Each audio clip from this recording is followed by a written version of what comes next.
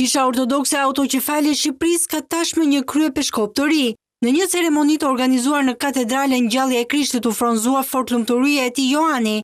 Në mesazhin e tij të parë kryepeshkopi premtoi ruajtjen e traditës së shenjtë dhe theksoi rëndësinë e forcimit të unitetit brenda kishës.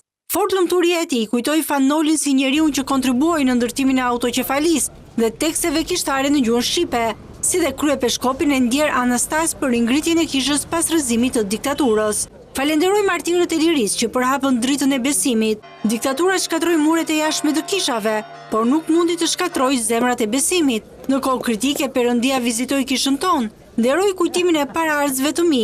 Në listën e gjatë përmend 2 personalitete të shquara. Imzot Fanoli ishte njeriu i duhur. Ai ishte pajisur nga Perëndia me talente të jashtëzakonshme dhe kontribut për ndërgjegjësim kombëtar, tha ai. Dhjetra besimtar nga Tirana dhe i gjithë vendi ndoqën këtë ceremoni që ngjalli interesin e mediave ndërkombëtare.